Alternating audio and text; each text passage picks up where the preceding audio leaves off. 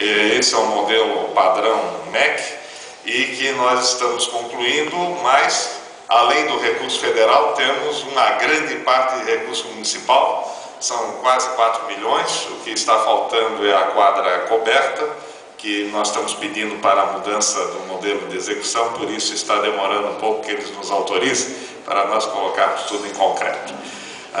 Aqui ferro não é bem adequado à nossa região, mas essa nova creche será aqui em frente, então nós ficaremos com 2 creches e uma escola. Essa rua aqui é mais uma rua da educação. No Rio Vermelho nós já temos uma rua da educação, que é a escola, o NEI e a creche, que vai da principal até o travessão, e agora aqui também nós estamos com 3 unidades, e é claro que pergunta-se por que tantas assim juntas. Primeiro porque a demanda é grande, segundo porque os terrenos são da prefeitura, e por isso estamos fazendo aqui. Mas essa creche vai atender no mínimo a 140 crianças, depende do tamanho das idades das turmas. Entretanto, há uma demanda muito grande nessa região e por isso faz-se absolutamente necessária a construção dessa creche. Nós, com a conclusão dessa obra, vamos transferir uma parte dos alunos que estão na Osmar Cunha, e já estamos pensando naquele anexo da Osmar Cunha em fazer já uma unidade de educação infantil provisória até nós resolvermos. Mas aqui também, no norte da ilha, nós estamos concluindo a escola dos ingleses. Ela deve ficar pronta até o final de abril, né, Maurício? E aí em seguida nós vamos transformar a atual escola Gentil Matias numa nova creche, trazendo a Praia dos Ingleses, que está no imóvel alugado, para esse local, mas também ampliando bastante o atendimento. Com isso, ingleses que lá nós já ampliamos a creche em 6 salas, já fizemos um NEI com 10 salas e vamos ter ali na Gentil Matias mais umas 12 salas, né?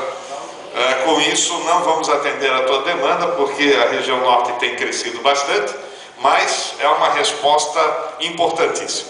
E só para concluir, nós estamos atendendo a 44% das crianças de 0 a 3 anos, que é uma das melhores taxas de atendimento do Brasil.